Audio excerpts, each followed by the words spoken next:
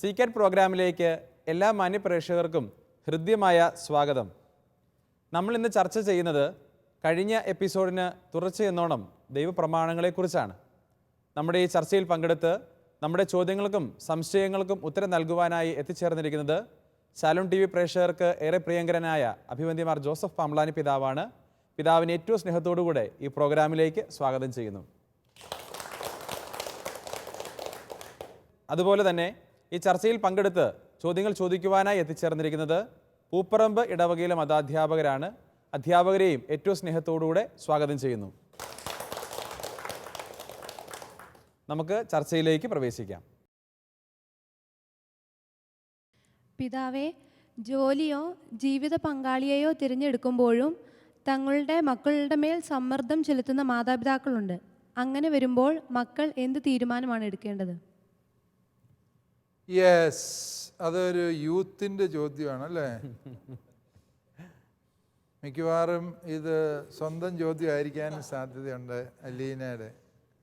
Yes, മാതാപിതാക്കൾക്ക് മുമ്പിൽ മക്കൾ ഉയർത്തുന്ന ഈ ചോദ്യം വളരെ പ്രസക്തമായൊരു ചോദ്യമാണ്. മാതാപിതാക്കൾ മക്കളെ സ്നേഹിക്കുന്നവരാണ്. മക്കളെ സ്നേഹിക്കുക എന്ന് പറഞ്ഞാൽ അവരുടെ നന്മയെ ലക്ഷ്യം വയ്ക്കണം. എൻ്റെ മകൻ ഡോക്ടറാകണം എന്ന് ഒരപ്പനും വാശി പിടിക്കരുത്. കാരണം എന്താണ്? അവന് മെഡിസിനെക്കുറിച്ച് യാതൊരു പിടിയും കാണിയല്ല. ചുമ്മാ അവനെ കാശ് കൊടുത്ത് ഡോക്ടറാക്കിയാൽ അവൻ മൂലം എത്രയോ മനുഷ്യർ ഇല്ലാണ്ടായിത്തീരും അല്ലേ? അതൊക്കെ ഓരോരുത്തരുടെയും താല്പര്യങ്ങൾ അനുസരിച്ച് അവർക്കുള്ള ജോലി തിരഞ്ഞെടുക്കാൻ മക്കളെ പരിശീലിപ്പിക്കുക. എൻ്റെ മകൻ്റെ മകളുടെ കഴിവ് എന്ത് എന്ന്, ഏത് ഫീൽഡിലേക്കാണ് അവൾക്ക് ആഭിമുഖ്യമുള്ളത് എന്ന് കണ്ടെത്താൻ, ആ രീതിയിൽ മക്കളെ വളർത്താൻ പരിശീലിപ്പിക്കാൻ ഒക്കെയും മാതാപിതാക്കൾ ശ്രദ്ധിക്കേണ്ടതാണ്. മാതാപിതാക്കളുടെ സ്വപ്നങ്ങൾ മാത്രമായി മക്കളെ പരിഗണിക്കുന്നത് മക്കളോട് കാണിക്കുന്ന അന്യായമായിട്ട് മാതാപിതാക്കൾ ചിന്തിക്കണം. അതുകൊണ്ട് ജോലിയുടെ കാര്യത്തിൽ ഇന്നത് നല്ലതാണ്, ഞാൻ ഇന്ന ജോലിക്കാണ് പോകുന്നത് എന്ന്, എനിക്ക് ഇന്നതാ താല്പര്യം, ഇന്ന കോഴ്സിന് പോകാൻ ഞാൻ താല്പര്യപ്പെടുന്നു എന്ന് മക്കൾ മാതാപിതാക്കളോട് പങ്കുവയ്ക്കണം. പങ്കുവയ്ക്കുമ്പോൾ മാതാപിതാക്കൾക്ക് ഈ മേഖലയിൽ കൂടുതൽ അറിവും ലോകപരിചയവും ഉള്ളതുകൊണ്ട് അവർ പറയാൻ സാധ്യതയുണ്ട്. എന്താണ്? എടാ, ഈ കോഴ്സിന് പോയി കഴിഞ്ഞാൽ അത് ജോലി സാധ്യത വളരെ കുറവാണ്, പകരം ഇന്ന കോഴ്സുകളുണ്ടല്ലോ, അതിനെക്കുറിച്ച് നീ ഒന്ന് ചിന്തിച്ച് നോക്ക്, പഠിച്ചു നോക്ക്. അങ്ങനെ അവരുടെ ഉപദേശങ്ങൾ സ്വീകരിക്കുന്നതും അവരുടെ അനുഭവജ്ഞാനം ആർജിക്കുന്നതും വളരെ നല്ലതാണ്. തീർച്ചയായും അത് മക്കൾക്ക് ഗുണമേ ചെയ്യുള്ളൂ. ഞാൻ നിന്നെ ഇന്നയാളാക്കാൻ ആഗ്രഹിച്ചിരിക്കുന്നു, തീരുമാനിച്ചിരിക്കുന്നു, ഞാൻ പറയുന്നതേ ഇവിടെ നടക്കുകയുള്ളൂ എന്നൊക്കെ പറഞ്ഞ് പിള്ളേരെ കൊണ്ട് ജോലി ചെയ്യിപ്പിക്കുന്നത് തുമ്പിയെ കൊണ്ട് കല്ലെടുപ്പിക്കുന്നത് പോലെയാണ്. അത് ശരിയായ രീതിയല്ല എന്ന് മാതാപിതാക്കൾ മനസ്സിലാക്കണം. അവിടെ മാതാപിതാക്കൾ തങ്ങളുടെ സ്റ്റാറ്റസ് മാത്രമേ ചിന്തിക്കുന്നുള്ളൂ, മക്കളുടെ ഇഷ്ടങ്ങളും താല്പര്യങ്ങളും ചിന്തിച്ചില്ല എന്നുള്ള അപരാധം അവരുടെ ഭാഗത്തുണ്ട്. അതുപോലെ തന്നെയാണ് ജീവിത പങ്കാളിയെ തിരഞ്ഞെടുക്കുമ്പോൾ മാതാപിതാക്കൾക്ക് ചില വ്യവസ്ഥകളൊക്കെ വയ്ക്കാം. നമ്മുടെ കുടുംബവുമായി ഒത്തുപോകുന്ന ഒരു വ്യക്തിയായിരിക്കണം. അതുപോലെ തന്നെ നമ്മുടെ വിശ്വാസവുമായി ഒത്തുപോകുന്ന ആളായിരിക്കണം. നിൻ്റെ ജീവിത സാഹചര്യങ്ങൾ നിന്നെ മനസ്സിലാക്കുന്ന ഒരു വ്യക്തിയായിരിക്കണം. ഇങ്ങനെയൊക്കെയുള്ള നിബന്ധനകൾ പറഞ്ഞു. ഈ നിബന്ധനകളുടെ വെളിച്ചത്തിൽ നിങ്ങൾ പറയുകയാണ്, പപ്പ എനിക്ക് ഇന്ന ഒരാളെ ഇഷ്ടമാണ്. അതൊരു സുപ്രഭാതത്തിൽ കൊണ്ടുവന്ന് ബോംബിട്ടതുപോലെ പറയരുത്. പലപ്പോഴും മക്കളുടെ ഭാഗത്തെ ഒരു അവിവേകം അതാണ്. ഒളിച്ചോടുന്നതിൻ്റെ തലേദിവസം എഴുത്തെഴുതി വെച്ചേച്ച് പോകുന്നവരുണ്ട്. അങ്ങനെയല്ല മാതാപിതാക്കളോട് ഒരു കാര്യം കമ്മ്യൂണിക്കേറ്റ് ചെയ്യേണ്ടത്. നിങ്ങൾക്കൊരാളോടൊരു പ്രണയം തോന്നി, എന്തു ചെയ്യണം? മക്കൾ ആ കാര്യം മാതാപിതാക്കളോടൊന്ന് ഷെയർ ചെയ്തേ. മമ്മി, എനിക്ക് ഇങ്ങനെ ഒരാളോട് ഇഷ്ടം തോന്നി, മമ്മിയുടെ അഭിപ്രായം എന്താണ്? മമ്മി ആദ്യം കിടന്ന് ഒച്ചയ്ക്ക് എടുക്കുന്നിരിക്കും, നിന്നെ പഠിക്കാൻ വിട്ട് ഇതിനാണോടി, അപ്പനിങ്ങ് വരട്ടെ, നിൻ്റെ കഥ കഴിക്കും എന്നൊക്കെ പറഞ്ഞ് മമ്മിമാർ പേടിപ്പിക്കാൻ ശ്രമിക്കും. പക്ഷേ നിങ്ങൾ പറഞ്ഞ് മനസ്സിലാക്കി കൊടുക്കുക, അങ്ങനെയല്ല, ഇത് എനിക്ക് ഒരാളോട് ഇഷ്ടം തോന്നി, അത് ഞാൻ മാതാപിതാക്കളോട് പങ്കുവച്ചു.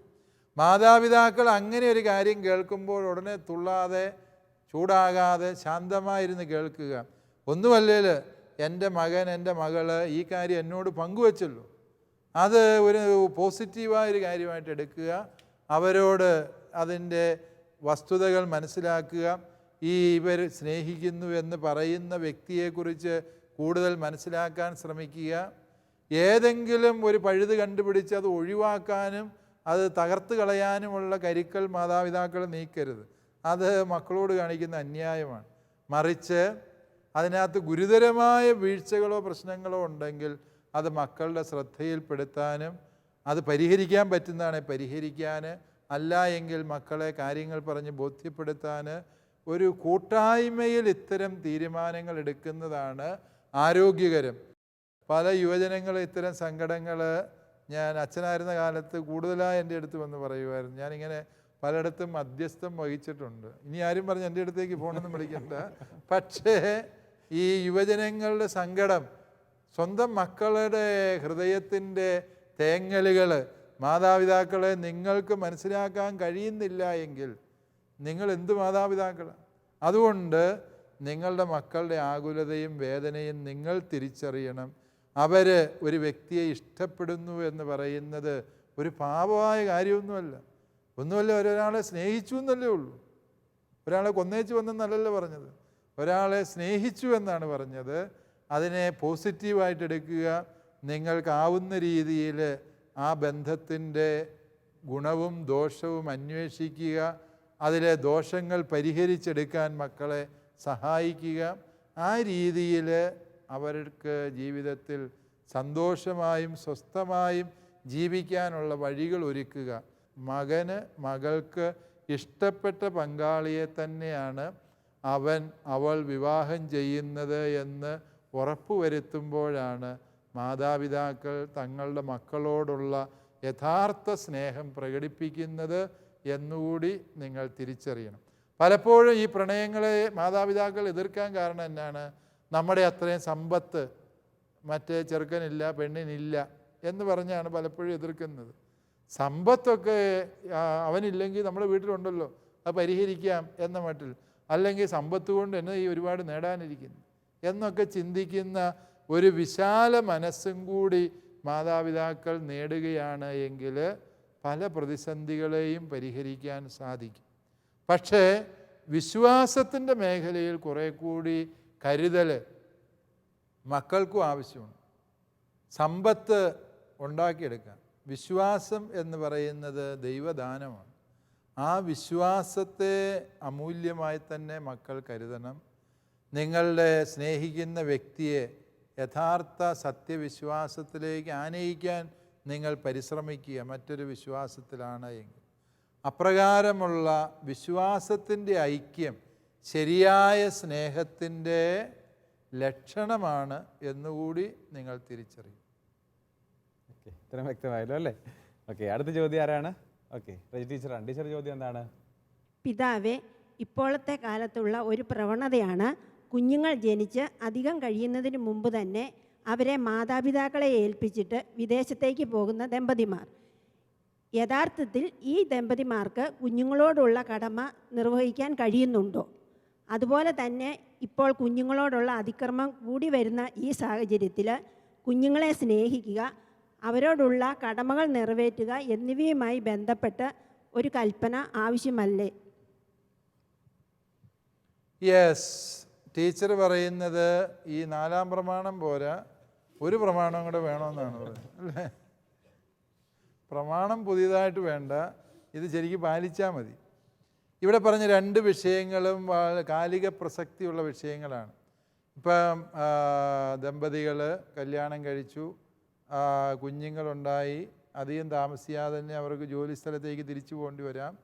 അപ്പോൾ അവിടെ ചെന്നാൽ കുഞ്ഞുങ്ങളെ നോക്കിക്കൊണ്ടിരിക്കാൻ ആളില്ല. അത്തരം സാഹചര്യങ്ങളിൽ മക്കളെ ഇവിടെ നാട്ടിലുള്ള സ്വന്തം മാതാപിതാക്കളെ ഏൽപ്പിച്ചിട്ട് പോകേണ്ട സാഹചര്യങ്ങൾ അവർക്കുണ്ടാകുന്നു. അത് ഒരു അമ്മയും മനസ്സായിട്ട് ചെയ്യുന്നതല്ലത് അല്ലേ, ഗതികേട് കൊണ്ട് ചെയ്യുന്നത്. അവർ കുഞ്ഞുങ്ങളോടുള്ള ഉത്തരവാദിത്വം നിറവേറ്റുന്നുണ്ടോ എന്ന് ചോദിച്ചാൽ ഈ കുഞ്ഞിൻ്റെയും കൂടി ഭാവി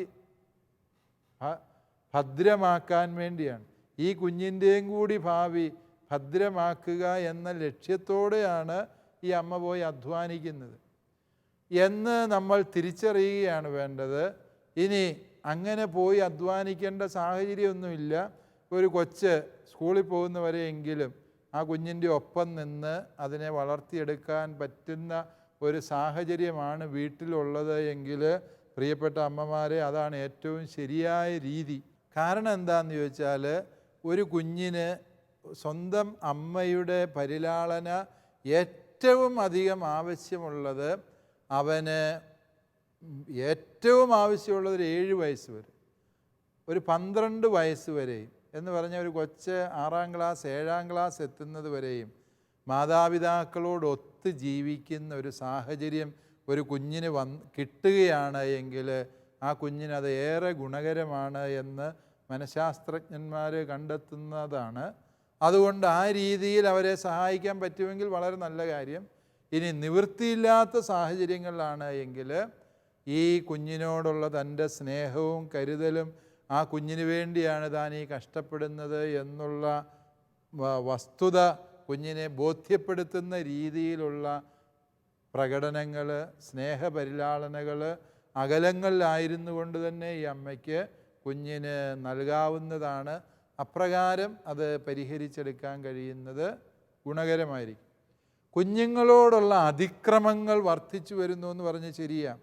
അതായത് പലപ്പോഴും രണ്ടാനച്ഛന്മാരും ഒക്കെ അല്ലെങ്കിൽ അമ്മയുടെ കാമുകന്മാർ ഒക്കെ കൊച്ചുങ്ങളെ ഭിത്തിയിലടിച്ചു കൊന്നതൊക്കെ നമ്മൾ ഈ അടുത്ത നാളുകളിൽ കേരളത്തിൽ തന്നെ വായിക്കുന്നുണ്ട്. എത്രയോ കുഞ്ഞുങ്ങൾ ഇങ്ങനെ കൊടിയ പീഡനങ്ങൾ അനുഭവിക്കുന്നു എന്നുള്ളത് സത്യമാണ്. നമ്മൾ മനസ്സിലാക്കുക, സാധാരണഗതിയിൽ ഇങ്ങനെയുള്ള കുഞ്ഞുങ്ങൾ പലപ്പോഴും നമ്മുടെ കന്യാസ്ത്രീ അമ്മമാരൊക്കെ നടത്തുന്ന കുഞ്ഞുങ്ങൾക്ക് വേണ്ടിയുള്ള ഭവനങ്ങളിൽ, ബാലികാ ഭവനങ്ങളിൽ, ബാലമന്ദിരങ്ങളിലൊക്കെ സമാധാനമായിട്ട് ജീവിച്ചുകൊണ്ടിരുന്നു. പുതിയ നിയമവ്യവസ്ഥിതികൾ വന്നതോടെ ഇത്തരം സ്ഥാപനങ്ങളൊക്കെ തന്നെ അടയ്ക്കപ്പെട്ടു. ഇപ്പോൾ കുഞ്ഞുങ്ങൾ ശല്യമായി കരുതുന്ന ഭവനങ്ങളിൽ ആ കുഞ്ഞുങ്ങൾ ജീവിക്കാൻ നിർബന്ധിതമാകുന്ന സാഹചര്യങ്ങളാണ് നിലവിൽ വന്നിരിക്കുന്നത്.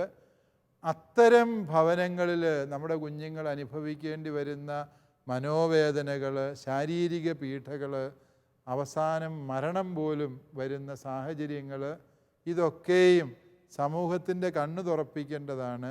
കുഞ്ഞുങ്ങളുടെ സുരക്ഷയ്ക്ക് വേണ്ടി എന്ന് പറഞ്ഞ് നിയമങ്ങൾ നിർമ്മിച്ച വ്യക്തികൾ യാഥാർത്ഥ്യബോധമില്ലാതെ നിർമ്മിച്ചതുകൊണ്ട് സംഭവിച്ചതെന്താണ്? ആ കുഞ്ഞുങ്ങൾക്ക് സുരക്ഷിതമായി വളരാനും ജീവിതത്തിൻ്റെ പുതിയ ചക്രവാളങ്ങൾ കണ്ടെത്താനുമുള്ള വഴികൾ അടയ്ക്കപ്പെട്ട ഒരു സാഹചര്യമാണ് ഇപ്പോൾ നിലനിൽക്കുന്നത് എന്നുള്ളത് ദുഃഖകരമാണ്. ഇത്തരത്തിലുള്ള എല്ലാ സ്ഥാപനങ്ങളും അടച്ചുപൂട്ടേണ്ട നിയമങ്ങൾ നിർമ്മിച്ചപ്പോൾ അതിലൂടെ തെരുവിലേക്ക് എറിയപ്പെടുന്ന കുഞ്ഞുങ്ങളുടെ സുസ്ഥിതി ഉറപ്പുവരുത്താൻ ഒരു നിയമനിർമ്മാണവും നടത്തപ്പെട്ടില്ല എന്നുള്ളതാണ് ദുഃഖകരമായ യാഥാർത്ഥ്യം. യഥാർത്ഥത്തിൽ ടീച്ചർ പറഞ്ഞത് പുതിയ കൽപ്പന ഉണ്ടാക്കുകയല്ല ചെയ്യേണ്ടത്, ഇത്തരം കുഞ്ഞുങ്ങൾ സുരക്ഷിതമായി വളരുന്നുണ്ട് എന്ന് ഉറപ്പുവരുത്തത്തക്ക രീതിയിൽ JJ ആക്ടിൻ്റെ എല്ലാ വ്യവസ്ഥകളും പാലിച്ചുകൊണ്ട് കുഞ്ഞുങ്ങളെ പരിരക്ഷിക്കുന്ന സ്ഥാപനങ്ങൾ സർക്കാർ തന്നെ നടത്തി മാതൃക കാണിക്കുകയാണ് ഇത്തരം പ്രശ്നങ്ങൾ പരിഹരിക്കാനുള്ള വഴി. അതല്ല എങ്കിൽ ഇത്തരം സ്ഥാപനങ്ങൾ നടത്തുന്നതിനുള്ള അനുവാദവും സാഹചര്യങ്ങളും സഹായവും അതിന് മനസ്സുള്ളവർക്ക് കൊടുക്കുക എന്നുള്ളതാണ് ഇതിനുള്ള പരിഹാരമാർഗം. താങ്ക് യു പിതാവേ. അടുത്ത ചോദ്യം ആരാണ്? ഓക്കെ, മാത്യു സാറാണ്. സാറിൻ്റെ ചോദ്യം എന്താണ്? പിതാവേ, മാതാപിതാക്കളെ ബഹുമാനിക്കുന്ന മക്കൾ ദീർഘകാലം ജീവിച്ചിരിക്കുമെന്നാണല്ലോ വചനം പറയുന്നത്. എന്നാൽ ചില വിശുദ്ധ ആത്മാക്കൾ ചെറുപ്രായത്തിലെ നിത്യസമാനത്തിനായി വിളിക്കപ്പെടുന്നു.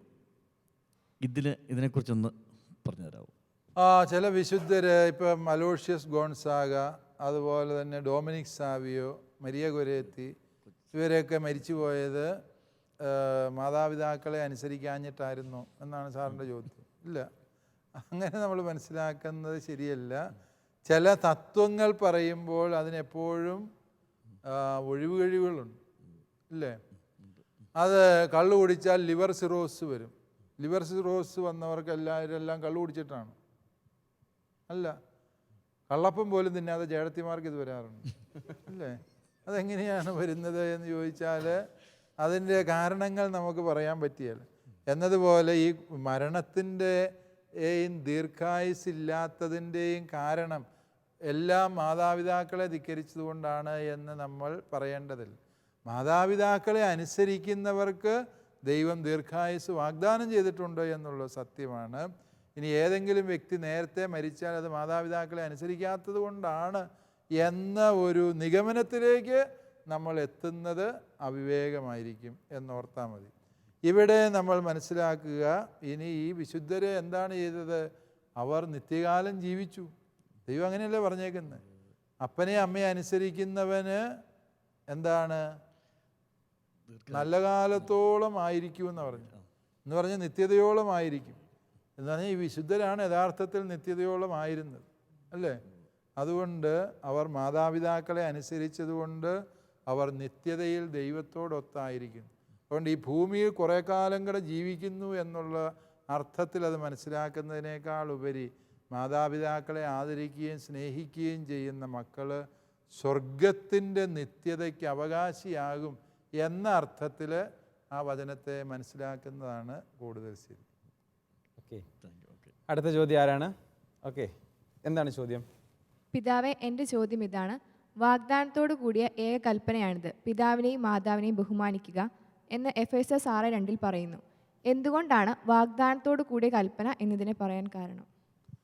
വാഗ്ദാനത്തോടു കൂടിയ കൽപ്പന എന്ന് പറയാനുള്ള കാരണം നേരത്തെ നമ്മൾ പറഞ്ഞതാണ്. നീ നല്ല കാലത്തോളം ഭൂമിയിലായിരിക്കാൻ നിൻ്റെ അപ്പനെയും അമ്മയെയും ബഹുമാനിക്കുക. അപ്പോൾ അതാണ് വാഗ്ദാനം. നല്ല കാലത്തോളം ഭൂമിയിലായിരിക്കണം എങ്കിൽ എന്തുണ്ട്? മാതാപിതാക്കളെ അനുസരിക്കണം.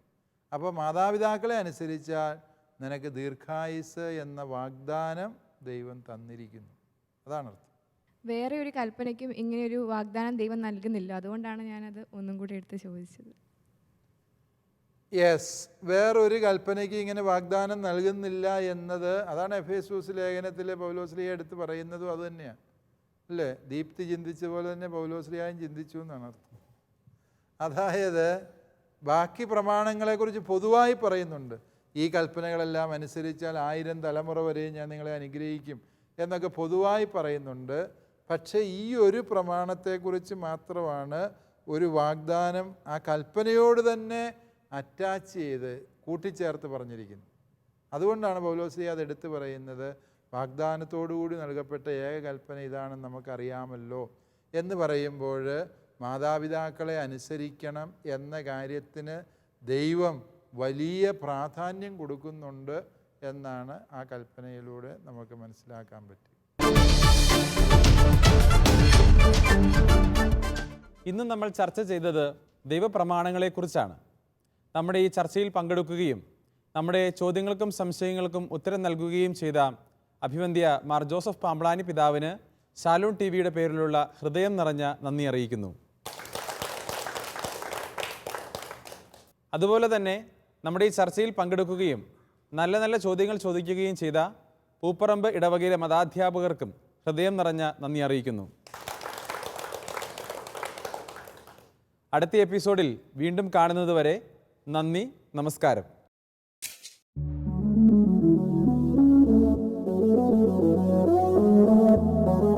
CCAT പ്രോഗ്രാമിന്റെ മുൻ എപ്പിസോഡുകൾ കാണുവാൻ ലോഗോൺ ചെയ്യൂ www.shalomtv.tv/ccat.